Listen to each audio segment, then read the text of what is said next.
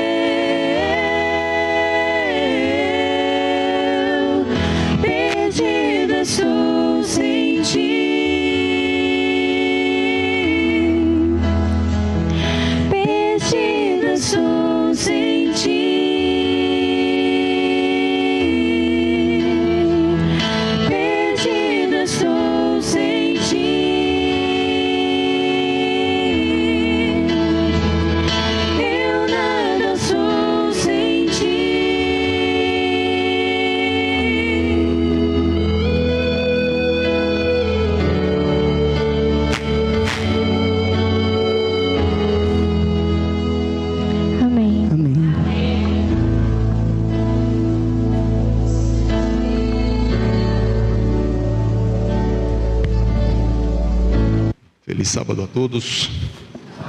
Que Deus abençoe a todos de uma forma particular e pessoal nessa noite. Estamos felizes porque temos a alegria de podermos começar um sábado na presença do Senhor. Creio que essa semana foi extremamente inspiradora para todos aqueles que tiveram a alegria de poder estar aqui participando de todas as atividades. Nas noites em que eu não estive aqui, estive pregando em outras igrejas. Parabenizo aqui a direção, a diaconisa, a irmã Erli, a mesa muito bonita, muito bem ornamentada, tudo muito bonito. Mas eu quero aproveitar esse momento que temos, já são momentos sagrados do sábado, logo a seguir nós voltaremos para cá. Eu gostaria de compartilhar com a minha igreja nessa noite 2 pensamentos bíblicos. Vou me deter mais no segundo. Mas se você não conseguir compreender o primeiro, dificilmente você vai conseguir entender o segundo. Portanto, vou convidar você a abrir a Bíblia no livro de 1 Samuel, capítulo 20, o versículo 16. A graça de Deus, ela está estampada em toda a Bíblia.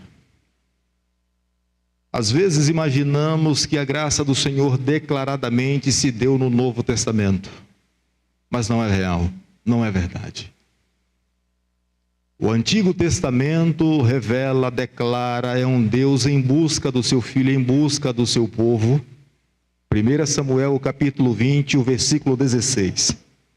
Se eu tivesse mais tempo, eu começaria a ler do versículo 13. Mas como não tenho tanto tempo, eu vou começar e vou ler apenas o versículo 16. E depois, então, vou fazer a leitura de um outro texto. Assim fez Jonatas aliança com a casa de Davi, dizendo: vingue o Senhor os inimigos de Davi. Na verdade, era evidente que Deus tinha escolhido Davi para ser o futuro rei de Israel. Aquela visita que Samuel fez na casa de Jessé, que deveria ter sido uma visita particular, secreta, se tornou pública. E Saul buscava incessantemente, de fato, tirar a vida de Davi. Davi sabia que tinha um amigo pessoal. Davi reconhecia que Jonatas era um jovem da sua confiança. E nesses momentos que antecediam e que ele sabia que a sua vida corria risco a cada instante, Jonatas, sabendo que Deus tinha escolhido Davi para ser o futuro rei de Israel, você pode ver no verso 16, é o momento em que Jonatas faz uma aliança com Davi. É uma aliança de sangue. Jonatas sabia que Deus futuramente, ele não sabia o tempo, futuramente Deus colocaria Davi como sendo o rei da nação de Israel. Só que Jonatas tinha conhecimento de uma verdade. Ele sabia que no Oriente, quando um rei assumia um governo, era empossado como rei de uma nação, para que ele não pudesse, para que ele pudesse unificar o seu reino, ele teria que matar todos os familiares do rei antecessor. E Jonatas, para garantir a sua linhagem, Jonatas então chama Davi, e sabia que Deus tinha ele escolhido para ser o futuro rei. Fala: vem cá, Davi, vamos fazer uma aliança. E você pode ver no verso 16, é aquela aliança de sangue que Davi faz com Jonatas. Vou convidar você agora a abrir o segundo texto, é nesse que vou me deter um pouco mais, para que nós possamos refletir no que está aqui sobre a mesa, o pão do Senhor, o suco de uva, o que representa para nós a maneira pela qual eu e você nessa noite devemos nos aproximar desse momento, como que o nosso coração precisa estar aberto para recebermos a bênção de Deus, sermos alimentados pelo Senhor, que a nossa mente se volte ao passado e reflitamos na cruz de Cristo, no amor dele derramado na cruz por mim e por você. A graça de Deus são para filhos imerecedores, mas para filhos que precisam e que buscam. Por isso convido você. 2 Samuel, capítulo 9, o versículo 1. 2 Samuel, capítulo 9, o versículo 1.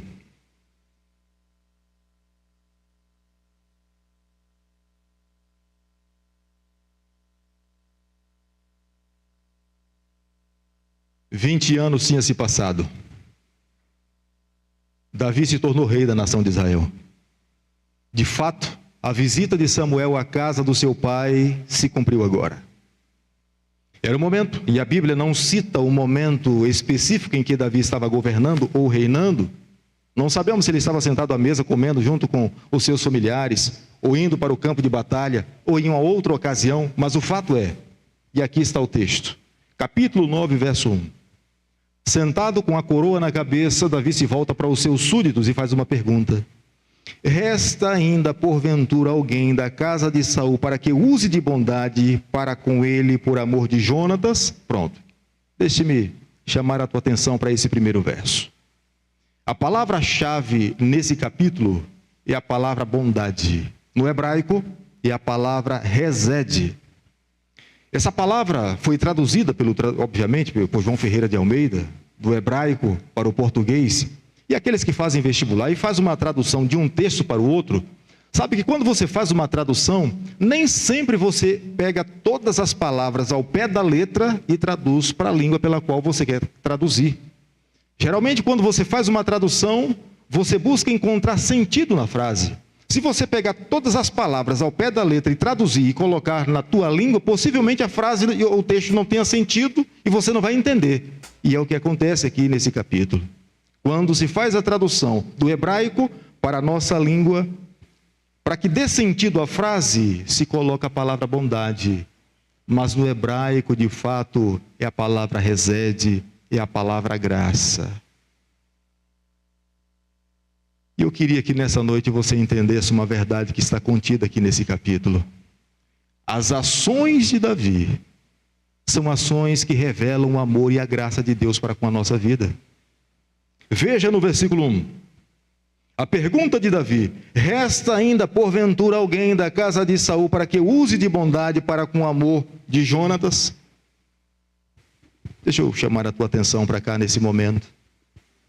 Quem é que toma a iniciativa para salvar o ser humano? É Deus. É Deus que toma a iniciativa para ir em busca do pecador. Quando nós nos lembramos o que aconteceu no Jardim do Éden com Adão e Eva, no momento em que eles pecaram, passaram a fugir do Senhor, e é Deus que vai em busca dos seus filhos para trazê-los e revelar o plano da salvação.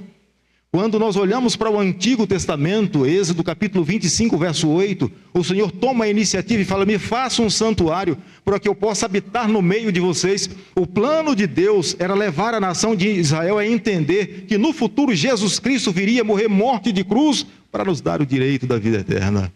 No Novo Testamento, Jesus Cristo toma a iniciativa de estabelecer para nós a cerimônia da comunhão, e todos nós que nos aproximamos aqui nessa noite, nós temos o entendimento que quando nós comemos do pão e tomamos do suco de uva, nós estamos participando do emblema, e a nossa mente vem à memória e a gratidão a Deus por Ele ter morrido por nós na cruz do Calvário. no versículo 4, digo melhor, no versículo 3, veja o que a graça não é. A graça não é seletiva. Porque Davi fala, resta ainda alguém para que eu use de bondade. De repente, até você queira, nesse instante, em vez de falar bondade e usar a palavra graça, você vai dizer, resta ainda alguém para que eu use de graça por amor de Jonatas. Davi estava em busca de alguém. É o que a graça faz. A graça vai em busca de seres humanos que sejam dispostos a se render ao amor de Cristo. Não sei onde Deus encontrou você. Não sei se nessa noite aqui no nosso meio tem algum jovem, ou irmão, um amigo, que olhando para o seu passado, você sabe que Deus lhe encontrou num ambiente completamente inóspito.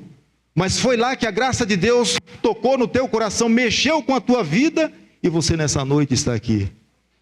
Me lembro que quando estava na Bahia, um jovem chegou para mim e falou, pastor, eu estava correndo atrás do trio elétrico, quando de repente eu senti o meu coração bater mais forte, enquanto as músicas eram tocadas lá em cima do trio, eu senti uma voz falar ao meu ouvido, me chamando para que eu pudesse voltar à mesma vida que eu vivia antes, como cristão, andando ao lado do Senhor. E foi naquele momento, entre tantas pessoas, que eu senti o Espírito Santo me convidando a viver uma nova vida ao lado de Cristo. Abandonei as fileiras que eu estava ali, voltei para minha casa. Logo na semana seguinte, eu estava buscando ao Senhor para me colocar nos seus braços. A atitude de Davi em buscar Mefibosete nos revela que temos um pai de amor comprometido em nos salvar. Mas no versículo 4,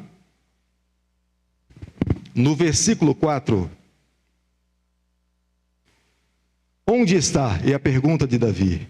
Perguntou o rei. Ziba lhe responde, está na casa de Maqui, filho de Amiel, em Lodebar.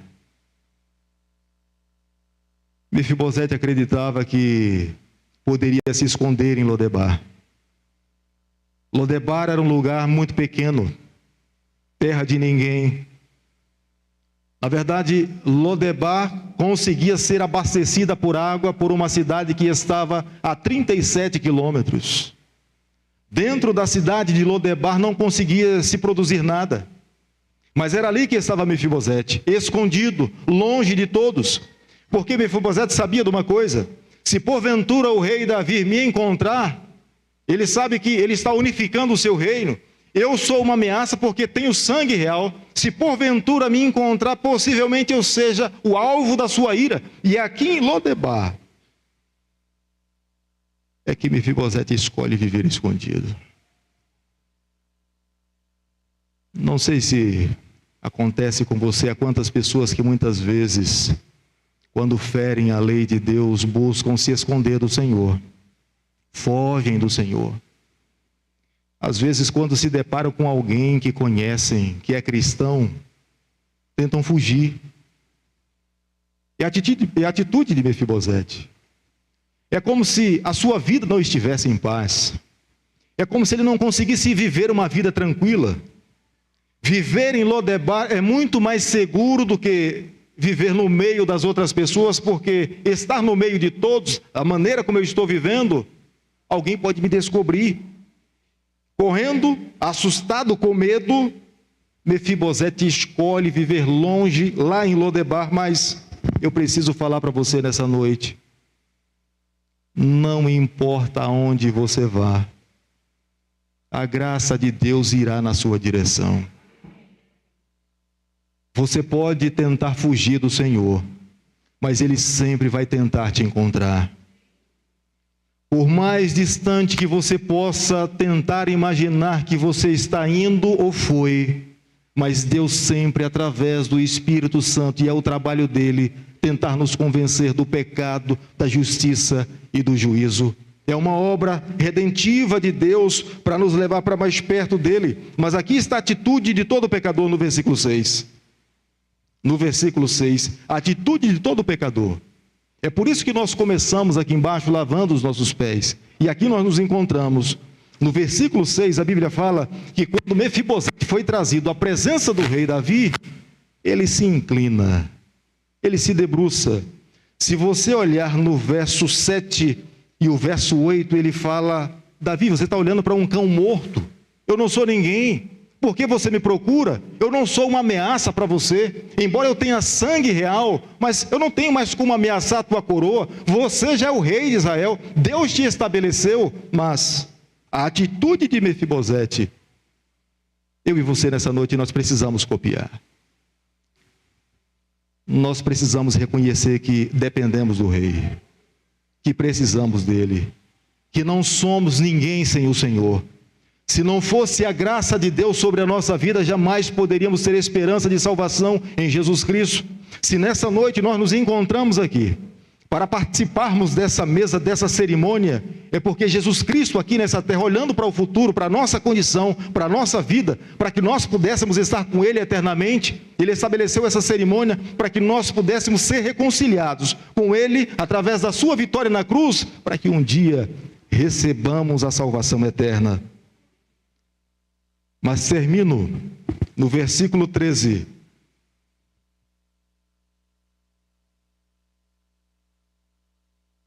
O convite da graça é para que vivamos em Jerusalém. Não sei se nessa semana alguém que veio aqui a essa igreja estava vivendo em Lodebar, longe, escondido, temendo. Será se viverem na igreja, ou sermões pregados aqui, imaginava, não, estão pregando para mim. Mas a graça é o alvo do amor de Deus em busca do pecador, para que cada um de nós possamos, mais uma vez, nós possamos voltar a viver com Ele para sempre. É o desejo de Deus. O alvo de Deus não é permitirmos que nós fiquemos aqui como nós conhecemos a palavra do Senhor, mas o desejo do Senhor é que todos nós que vivemos nessa terra, nós possamos um dia estarmos com o Senhor por toda a eternidade, porque Davi, quando olhava para Mefibosete, Davi o via como sendo um príncipe, e de fato era. Mefibosete não era um cidadão comum. Embora Mefibosete vivesse como um cidadão comum, mas a graça queria lhe restaurar, porque Davi olhava para Mefibosete e lhe via como sendo filho do seu amigo. E a razão pela qual Davi vai em direção a Mefibosete e o leva, e você pode ver no verso 11, para que ele pudesse se assentar à mesa do rei e comer à mesa do rei. Irmãos, nessa noite, nesse momento em que nós iremos participar dos emblemas que representam o corpo de Cristo e o sangue do Senhor, eu e você, nós precisamos compreender que nós somos o alvo do amor de Deus. Jesus Cristo veio aqui a essa terra morrer morte de cruz para nos dar o direito da vida eterna. Não sei onde, nessa semana, mês, ou de repente ontem, você viveu, onde se escondeu, como se escondeu Mefibosete. Mas hoje é o dia que nós podemos nos apresentar diante do Rei. O Senhor nos convida a nos assentarmos na mesa. A graça de Deus, ela não termina a sua obra nessa terra. A graça de Deus, ela só irá ser terminada quando nós, de fato, sairmos desse mundo e nos assentarmos com o nosso Deus na eternidade, na mesa dele, e vivamos com ele para todo sempre. Mas hoje aqui, nesse momento coletivo, nós precisamos de coração aberto, comermos do pão, e o nosso pensamento precisa voltar ao passado e nos lembrarmos que na cruz do Calvário Jesus morreu por mim.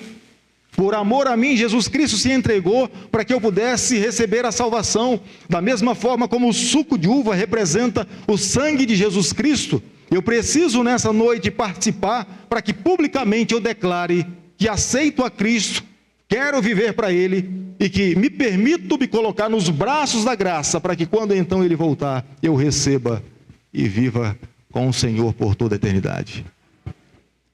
Nesse momento nós iremos ter um momento de oração. Vou pedir a você que se coloque em pé. Iremos orar ao Senhor pelo pão,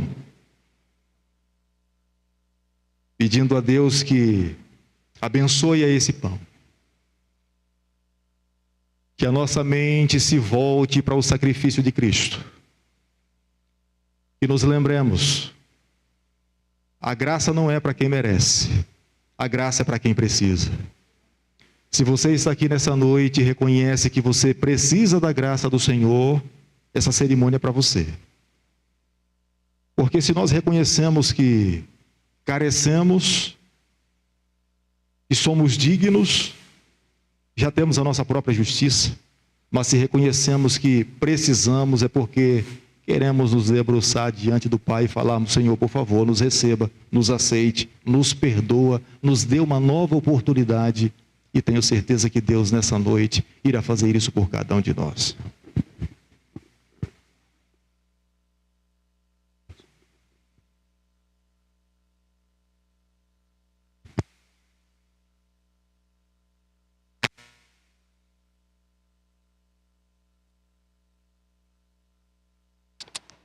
Oremos. Senhor Deus, estamos aqui nessa noite, início de mais um sábado. Queremos, de maneira especial, te agradecer por mais essa oportunidade especial que temos de estar em tua presença. Te agradecer, Senhor Deus, porque o Senhor nos ama tanto que a tua graça nos alcançou. Tua graça, através de Cristo, nos trouxe vida eterna. Por isso, Pai, queremos orar nesse momento para que esses símbolos que aqui se encontram possam, na verdade, confirmar o nosso desejo e a nossa decisão de estar ao teu lado. Porque o teu corpo na cruz do Calvário, simbolizado por esse pão, foi entregue por nós como um preço para nos libertar. Obrigado, Senhor Deus. Que esse pão que simboliza o teu corpo, que foi castigado, que foi moído, que ele possa garantir que todos que se encontram aqui estão salvos em Cristo Jesus. Por isso te oramos, Senhor Deus, te agradecemos pela tua graça, pela tua bondade e por teu amor por todos nós. Amém.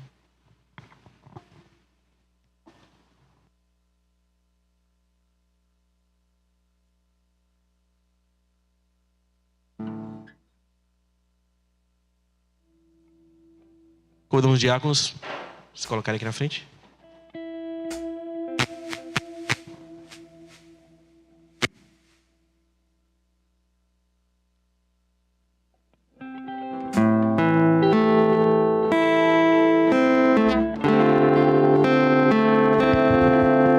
Você pode, nesse momento, refletindo na música que está sendo tocada, ser servido.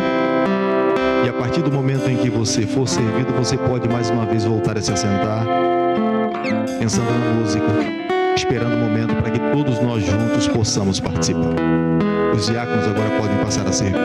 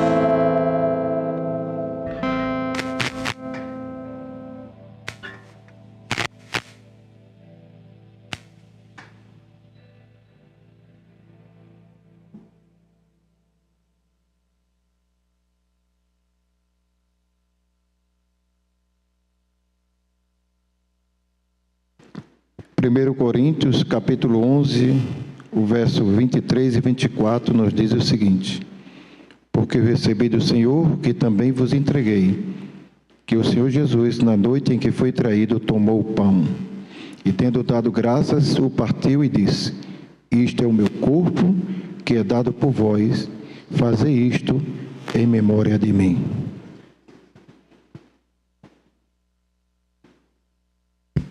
Nesse momento solene, nós podemos até pedir para que a banda continue tocando, mas nós iremos participar. Que a nossa mente se volte para o Calvário e reconheçamos o que de fato representa esse pão que nós temos em nossas mãos. Jamais devemos nos esquecer que a esperança que inunda o nosso coração, que nos traz a paz, é porque Jesus Cristo morreu por cada um de nós. Essa mesa estabelecida pelo Senhor é com esse objetivo. Toda vez que nós comermos, toda vez que bebermos, nós devemos nos lembrar, jamais nos esquecer. E nesse instante, todos nós juntos participemos desse momento.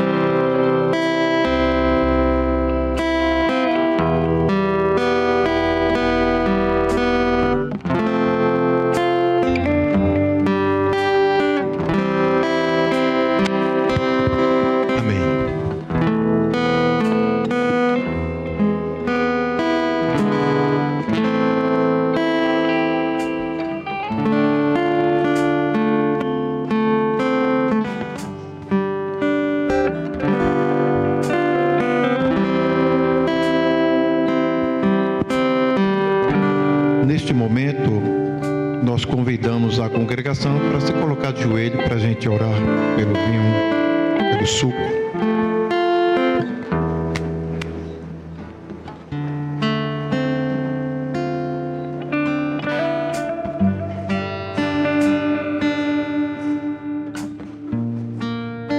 Querido Deus, eterno Pai, este é um momento tão solene, tão sublime, tão importante na nossa vida, porque aqui estamos participando de uma Santa Ceia, da qual o Mestre, o nosso Salvador, nos ensinou de uma forma esplêndida, fantástica, quando Ele mesmo humildemente lavou os pés dos discípulos, participou daquela ceia, e Ele deixou também para nós esse exemplo, Senhor Deus, e aqui estamos, neste momento santo, solene.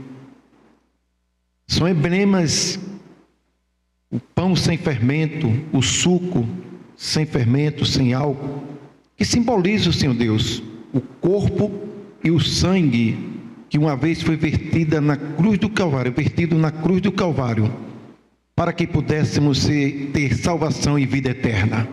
E fazemos isso em memória dele, memória da vida, da morte e ressurreição. E esse ato, esse momento que estamos aqui, Senhor Deus, são simbolismo, mas representa algo profundo na nossa vida, representa salvação, vida eterna.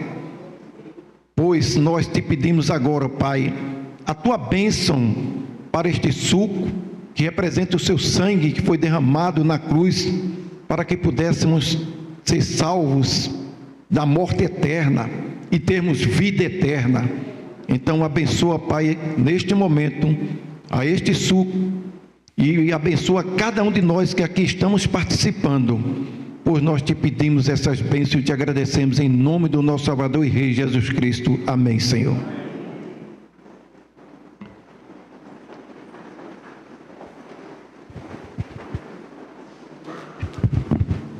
Convido aqui os diáconos. Os diáconos podem se levantar.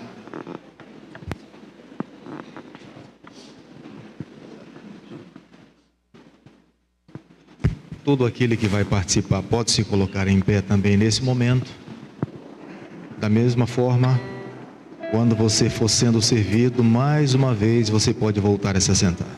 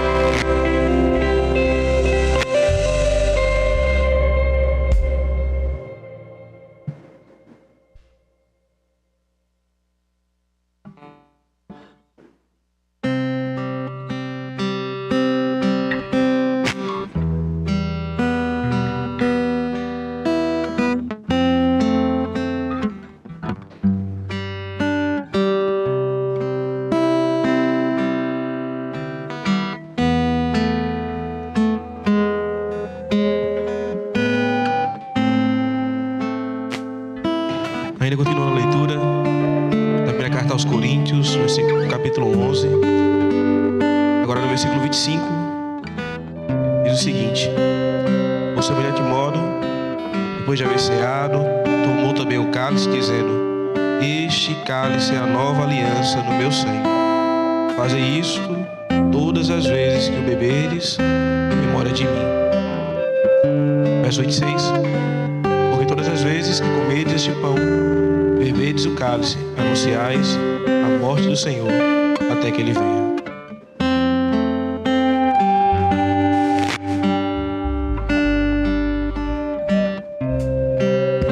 Irmãos, nesse momento, mais uma vez, da mesma forma como comemos o pão com fé, crendo, nos lembrando do sacrifício de Cristo, nós iremos participar do sangue, como lembrança do sangue do nosso Salvador que foi derramado por mim e por você.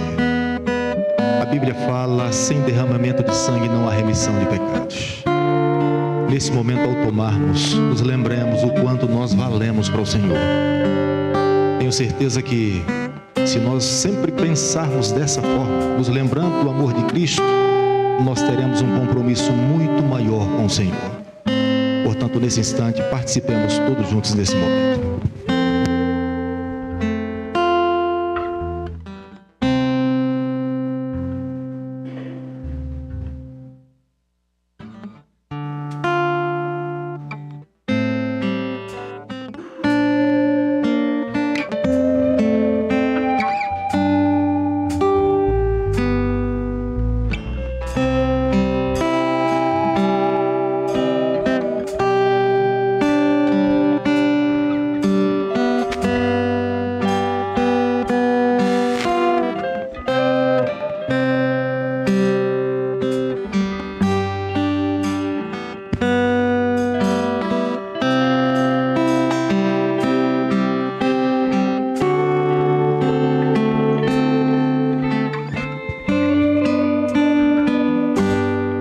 Você apenas a pensar no que Jesus disse no livro de João, capítulo 6, verso 53.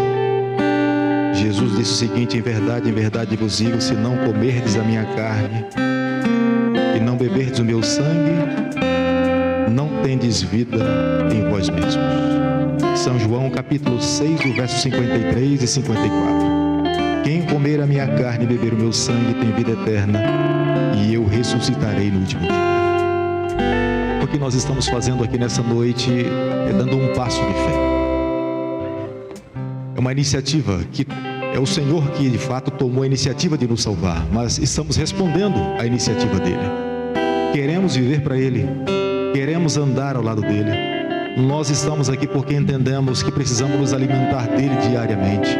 Queremos a cada dia termos uma agenda mais comprometida com o céu do que com essa terra. E quando participamos dessa cerimônia, é uma expressão do nosso coração, da nossa vida, para o Senhor, dizendo que a cada dia nós ansiamos estar com Ele e viver com Ele para toda a eternidade. Convido você a se colocar em pé nesse momento, para que todos nós juntos possamos louvar o nome do Senhor. Cante, tendo a certeza que os anjos irão nessa noite descer para louvar conosco. Tenha plena certeza que nós estamos diante do Senhor e na presença dele apresentemos para ele o quanto de fato ele merece ser adorado nesse instante.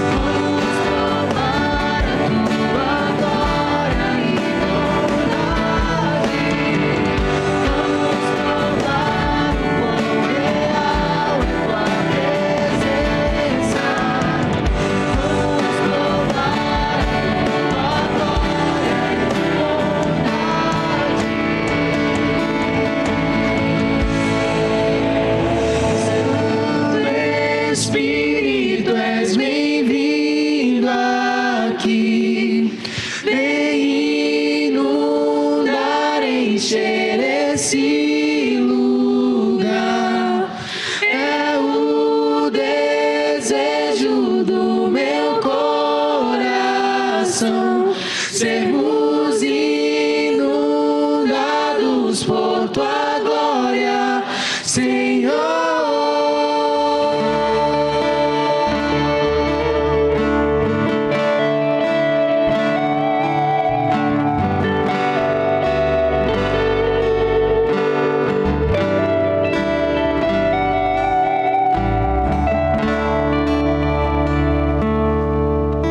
Querido Pai, é com alegria no nosso coração nessa noite.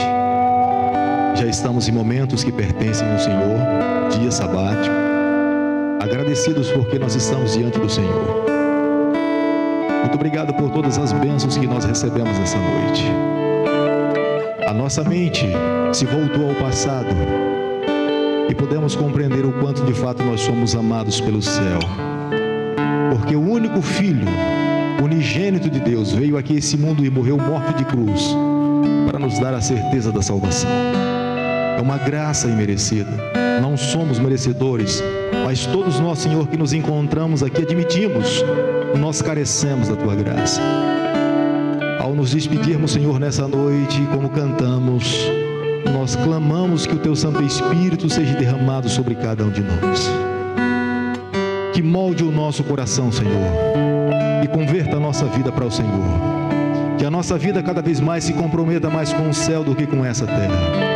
Por mais que esse mundo tente roubar a atenção que pertence a Ti, nós clamamos em Teu nome nessa noite e suplicamos para que a nossa vida seja exclusivamente Tua. Fica com cada um de nós, nos abençoe e nos guarde. Nós oramos em nome de Jesus. Amém.